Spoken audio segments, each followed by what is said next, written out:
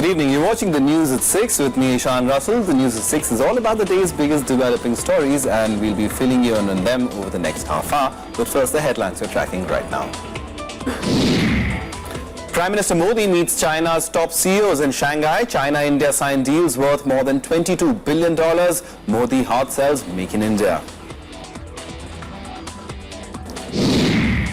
Indians in China are the country's ambassadors. Modi tells a gathering of expatriates in Shanghai he's now on his way to Mongolia for the next leg of his three-nation tour.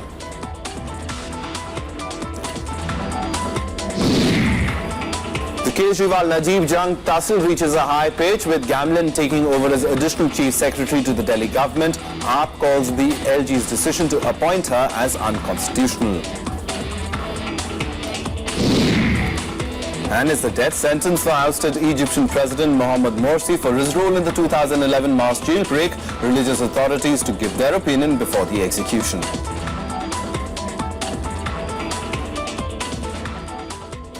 Our top story this evening: an array of business agreements took center stage during the Shanghai leg of Prime Minister Narendra Modi's visit to China. Indian and Chinese firms signed deals worth more than $22 billion as Modi pitched his Make in India initiative to the country's industry leaders. After the political and strategic side in Beijing, on to the all-critical business aspect.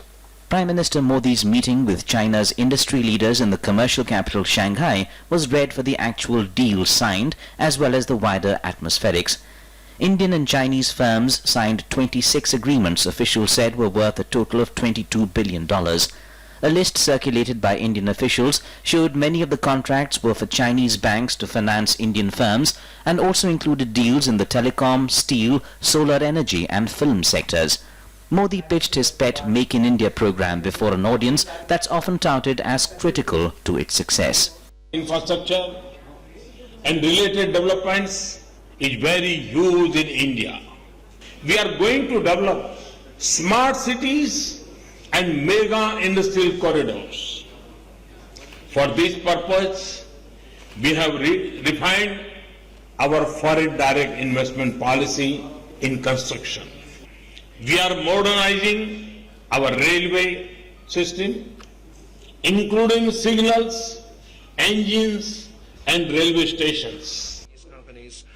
Outlining steps taken by his government towards improving the business environment, Modi said India is the back office to the world, even as he termed China the world's factory, stressing that working together can bring peace and prosperity for both.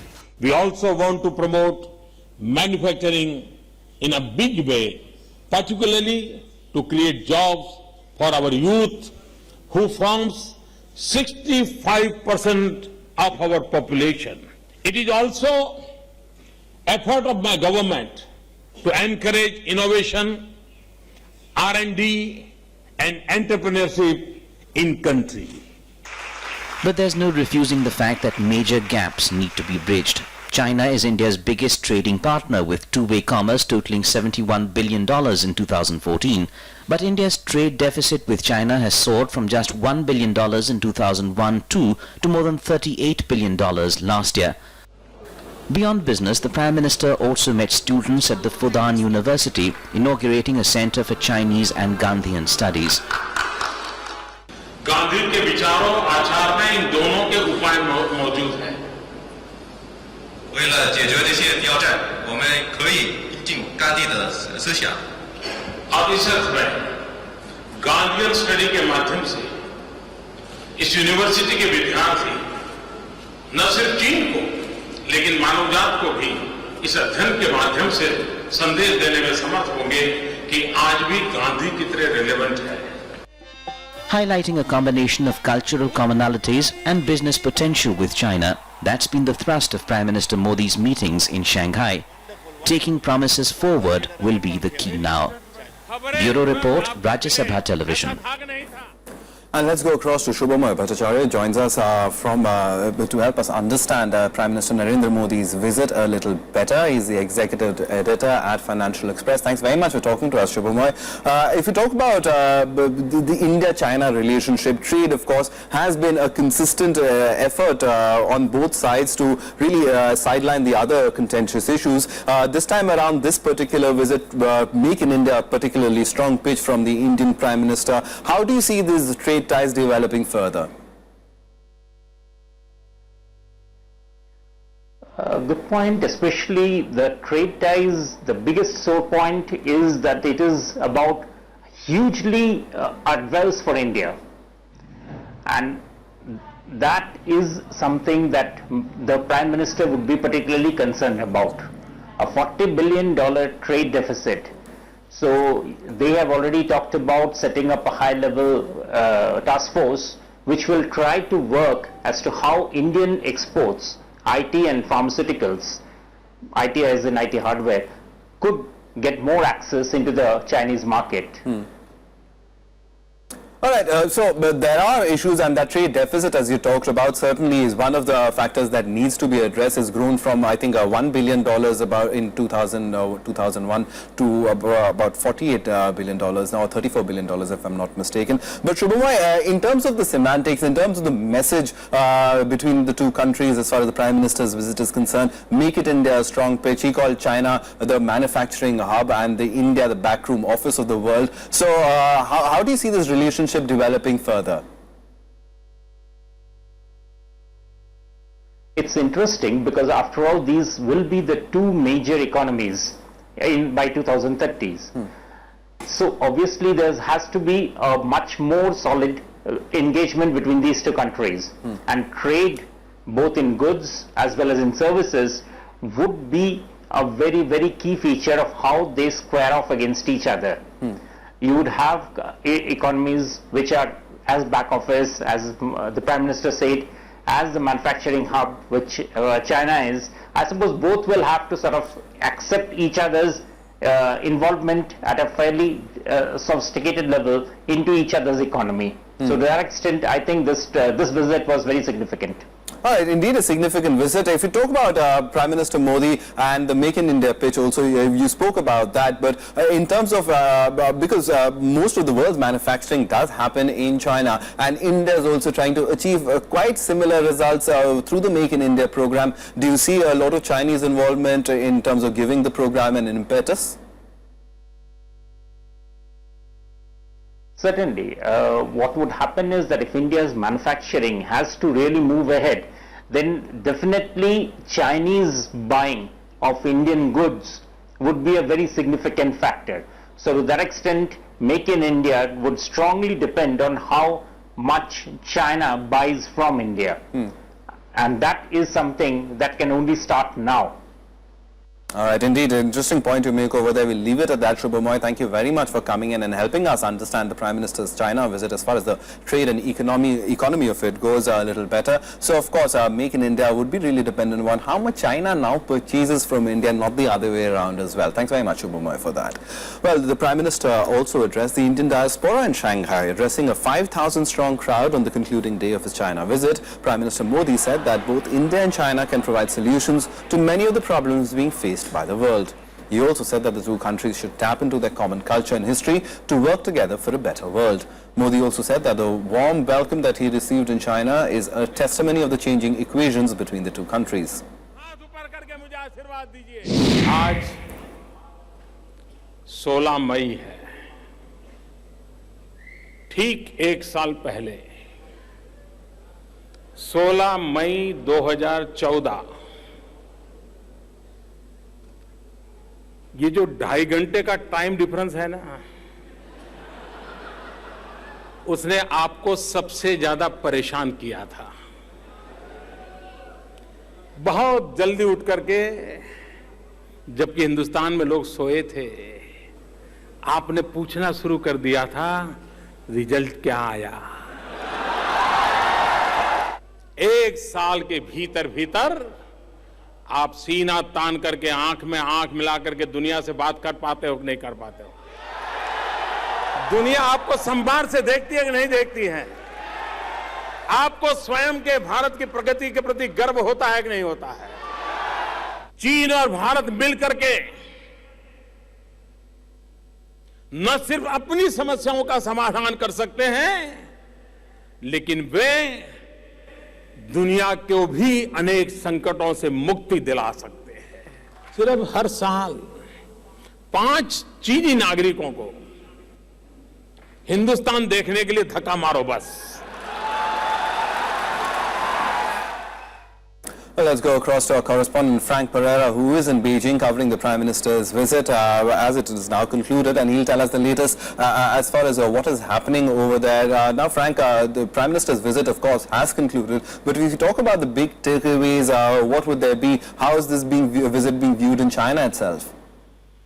Well, the Chinese media and Premier Li Keqiang himself said that the talks that both the nations had, the bilateral talks, were extremely successful. They were happy with what they've seen thus far. But the media is looking at it with a pinch of salt. You know, they've said that the visit has seen visible warming up of ties, but lingering problems still remain, is how they are terming the visit as. And they've said that some of the sticky issues, of course, were raised, but no real forward movement has been seen as far as some of these sticky issues are concerned. But as far as the day in Shanghai is concerned, of course, the day belonged to Indians, and there were several thousand Indians who had gathered at the final event in Shanghai, who were anticipating and waiting anxiously for Prime Minister Narendra Modi to arrive there. It was, you know, one had to be there really to get a sense of what the situation really was like, because it was something like a rock concert in Shanghai, and everyone was waiting, queuing up for hours on to try and be a part of this particular event, and just waiting, cheering, hooting. Children of all ages, women, and everyone, in fact, from all walks of life were present. Of course, from the Indian diaspora were present there, and we're all just waiting to listen to the man, Ishan. Absolutely. The Indian diaspora, of course, always has been something that Prime Minister Narendra Modi also pays a very important, gives it a very important role as far as his visits abroad are concerned. But moving on from here, the Prime Minister travels to Mongolia and South Korea, and the Make in India pitch would once again be one of the top agendas for him, especially in South Korea, and it was as it was in China. Indeed, Make in India was something that he hard sold today, and all through his 3-day visit in China. In fact, when he spoke to the CEOs as well, he kept talking to them about Make in India. And, you know, the CEO of Alibaba, Jack Ma, also came out and spoke to the media, and he said that, you know, he was very excited about Make in India, and also Digital India is something that he spoke about at length. And he said that, you know, the ties between the two countries are only going to go a notch higher, and that's something that the entire trading community here in Shanghai is really looking forward to. Even Prime Minister Modi came out and said that, you know, he's seen a lot of progress as far as this particular visit is concerned. We saw 21 agreements being signed today between China and India, and several of these agreements, of course, were in very crucial sectors, like telecom was one of them, and there were several other, you know, financial Chinese financial firms who decided to lend to Indian firms as well. So as far as trade is concerned, of course, China was a big success, or at least both parties, that is, the officials from both sides, India and China, have been terming it to be a great success. Now, what happens in Mongolia and South Korea remains to be seen, but definitely Make in India is going to be Prime Minister's go-to slogan in these two nations as well, Isha. Right, Frank, we'll leave it over there. Thanks very much for that update. Frank, of course, will keep a track of the Prime Minister as he travels to these other countries as well. Now, after the 3 days in China, Prime Minister Modi is now on his way to Mongolia, the second leg of his 3-nation tour.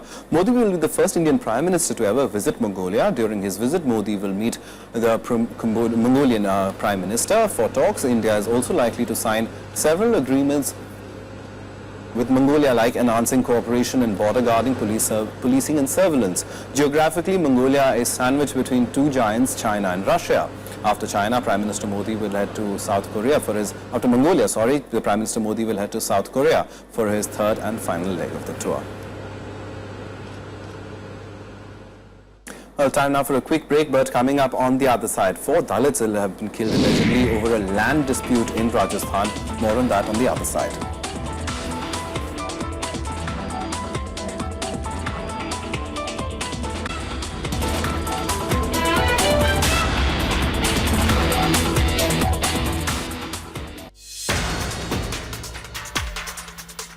मुख्य सचिव की नियुक्ति पर उपराज्यपाल और केजरीवाल में बढ़ी तकरार। विरोध के बीच ही शकुंतला गैमलिन ने संभाला पदभार। अधिकारों को लेकर बढ़ी बहस। देखिए पहली खबर, अधिकारों पर बहस, आज शाम 7 बजे।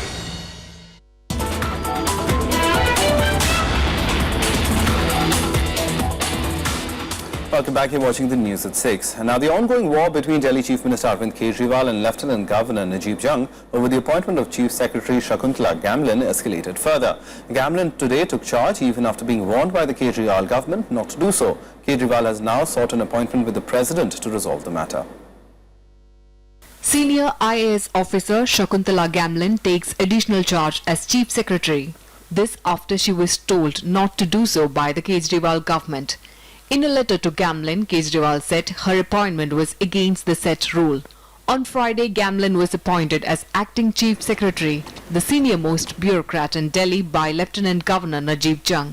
According to Delhi government, this was a blatant administrative overreach. ऐसा हो रहा है कि एलजी सीधे निर्देश दे रहे हैं अधिकारियों को। सीएम को किनारे कर दिया गया, कैबिनेट को किनारे कर दिया गया और सीधे एक तरह से एलजी साहब के माध्यम से सरकार चलाने की कोशिश की जा रही है अधिकारियों को निर्देश देके। Delhi's deputy CM also accused the LG of being an agent of the BJP. The BJP was quick to hit back. इन सारे रूल्स को संविधान की धज्जियां उड़ाते हुए, कानूनों की धज्जियां उड़ाते हुए, रूल्स की धज्जियां उड़ाते हुए कल मुझे नहीं बताया गया, मंत्री को नहीं बताया गया, सीधे अधिकारियों को निर्देश दिए गए। ये एक तरह से तख्ता पलट करने की कोशिश है एक चुनी हुई सरकार का, एक ऐतिहासिक रूप से चुनी हुई सरकार का। It is unfortunate that Manish Sisodia, who is the deputy CM of Delhi, just blames BJP for everything. What does he mean by takta palat? On what basis will the LG not assert his own role as a lieutenant governor of the city state? हर चीज में क्या CM चाहेंगे तो lieutenant governor भी CM के हिसाब से काम करेंगे, सारे ब्यूरोक्रेट सीएम के हिसाब से काम करेंगे, दिल्ली के मेयर भी सीएम के हिसाब से ही काम करें। वो लगातार किसी भी तरह से जो कन्फ्रंटेशन की पॉलिटिक्स है और मीडिया और सुर्खियों में बने रहने के लिए ये उनकी आदत है। Gamlin, a senior bureaucrat, wrote a scathing letter to the LG claiming that she was pressured by the CM's office to withdraw from the race. There were two names in the fray for the post. Today, Gamlin assumed the post even as the candidate backed by the AAP government declined the post. The turf war between Lieutenant Governor and the Delhi government isn't new. Kejriwal has repeatedly accused the LG of acting on the orders of the union government instead of playing a non-partisan role. However, Article 239AA of the Constitution says that the Lieutenant Governor is the representative of the state authority in Delhi. Bureau Report, Rajya Sabha TV. For all the other national stories, let's take you nationwide. A case of religious violence has been reported in Rajasthan's Nagaur district where 4 members of a Dalit community were run over by tractors over a land dispute. Several others are also injured during a sudden flare-up between the two groups. A man has been arrested in connection with the case. Security forces in Kashmir's Baramulla district busted a militant hideout and recovered a large amount of arms and ammunition. The operation was carried out jointly by state police and the army over the information on the movements of the militants in the area for the past 3 weeks. Only last night they got the latest information that led to the bust. The Saket court in Delhi fixed the date of hearing on Teddy Director General R.K. Pachauri's plea seeking permission to enter office. The complainant had earlier filed a plea for cancellation of his anticipatory bail before the High Court. Additional Sessions Judge Rajkumar Tripathi said judicial propriety demands that the matter be heard only after Delhi High Court decides plea for cancellation of anticipatory bail of the accused.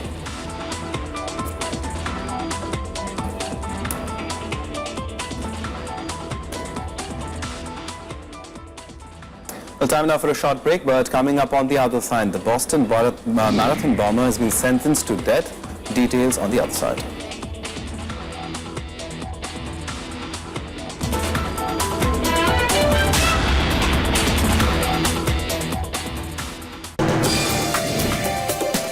Setting up business in India could get a lot easier. Parliament passes the Companies Amendment Bill 2014. Do you really feel that By doing these things, ease of business can be achieved. To start with, I would definitely say that the government is quite serious about its approach. However, having said that, it's only the first step, and we still require a long way to trudge along. Watch Law of the Land on the company's amendment bill. Saturday at 6:30 p.m. on Rajya Sabha television.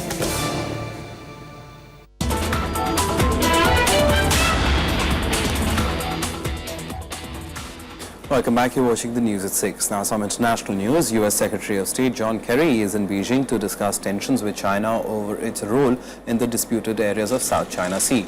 Kerry also met his Chinese counterpart Wang Yi.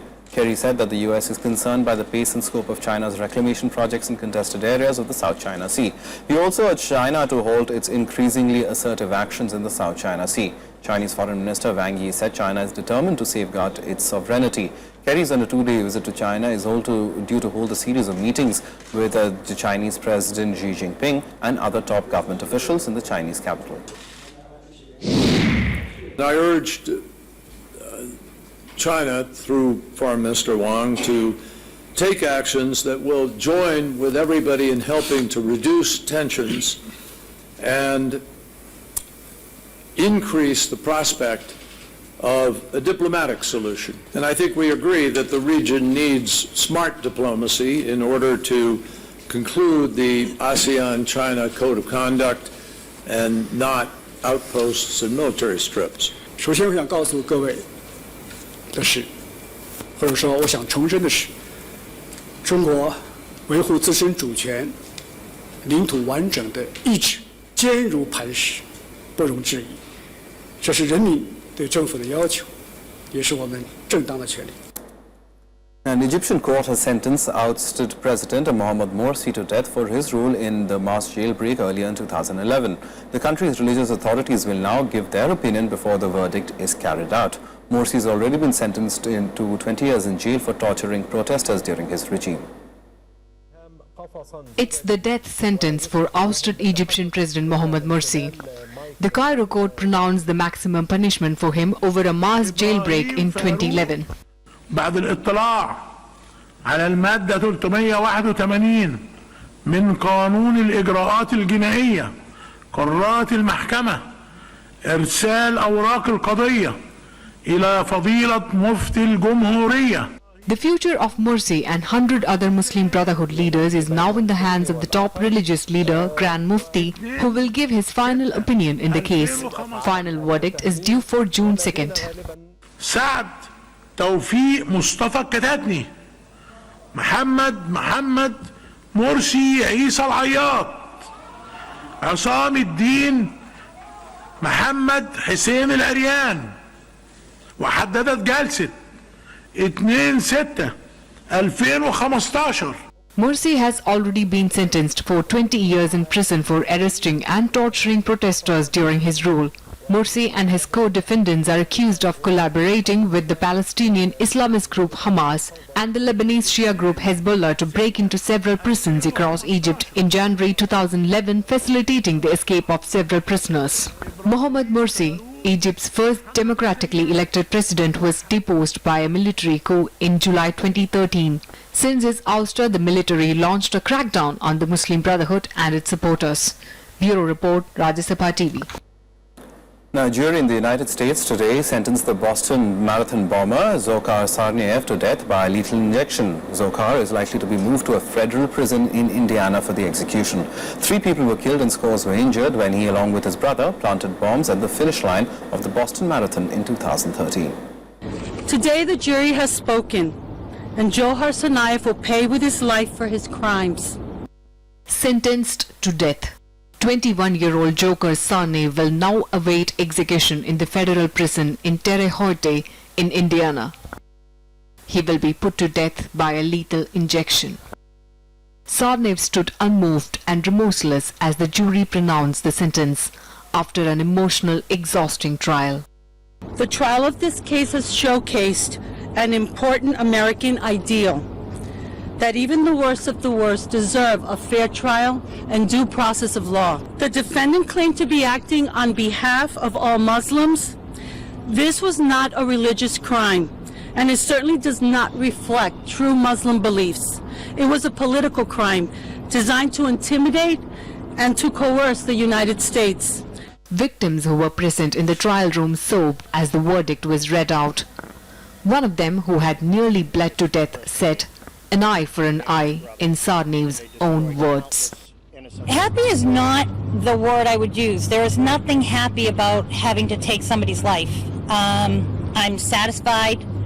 I'm grateful that they came to that conclusion, because for me, I think it was the just conclusion. I have to watch my two sons. Put a leg on every day. So, I mean, I don't know closure, but I can tell you it feels like a weight has been lifted off my shoulders. So I think there is some form of a good feeling. Joker Sarnev, a former high school wrestler and an ethnic Chechen, was found guilty of placing a pair of homemade pressure cooker bombs at the finishing point of the Boston Marathon on April 15, 2013, as well as for fatally shooting a policeman. 3 people were killed and 260 others were injured. His accomplice and brother Tamilan was killed in a police encounter following the incident. The jury's decision does not mean that death is imminent for Sarnev. Reports suggest that defense attorneys are likely to appeal the decision. Bureau Report, Rajya Sabha TV. On to some other news and updates from around the globe in Global Buzz. Iraq today dispatched military reinforcements to help its battered forces in Ramadi. The spokesperson of the Joint Operations Command said the US-led coalition is supporting Iraqi troops with airstrikes since late Friday. The militants on Friday swept through Ramadi, launching a coordinated offensive, including 3 near-simultaneous suicide car bombs. The militants seized the main government headquarters and other key installations of the city as well. Top nuclear negotiators on Friday said Iran is prepared for all scenarios in talks with world powers about its nuclear program in exchange for sanctions relief. The diplomats have been working in Vienna this week to iron out details of a deal without announcing any breakthrough ahead of a self-imposed June 30th deadline. The current talks by the US Undersecretary of State Wendy Sherman concluded yesterday. The next round of talks will reportedly be held next week on Wednesday. After the 3 days of turmoil, Burundian president returned to the capital on Friday after a failed coup. In an address on state radio and television, the president said peace had returned to the country after weeks of demonstrations over his quest for a third term in office. He urged the protesters to end protest and restore peace. Hundreds of people lined the streets carrying flag for the president's return to the capital from his rural home. Well, time now for all the sports action in Sports Beat. Olympic medalist Gagan Narang earned a berth for the 2016 Rio Olympics after winning bronze medal in the 50-meter rifle prone event at the ISSF World Cup at Fort Benning in USA. Narang is the 3rd Indian shooter to make the cut for Rio after Jeetu Rai and Apurvi Chandela. Rafael Nadal bowed out of the Rome Masters with a straight-set defeat against Stan Wawrinka in the quarter-final. Wawrinka made an improbable comeback in the first set tiebreaker and then dominated the second set en route to a 7-6, 6-2 victory. With this loss, Nadal is almost certain to be out of the top 4 seeds for a Grand Slam for the first time since 2005. American Justin Gatlin ran the joint 6th quickest 100-meter time in history to dominate the field in the Diamond League opener in Doha. The 33-year-old, who has served 2 doping bans, sprinted away to win his first race of 2015 in a time of 9.74 seconds, a world best for this year. Well, time for us to wrap up this bulletin, but before we go, we'll leave you with Google's self-driving cars that'll begin testing on public roads in the US this summer. Engineers will operate 25 prototype vehicles designed by Google, which use the same software as the Google's Lexus Sport utility vehicle that have already self-driven about 16,000 kilometers a week in recent months.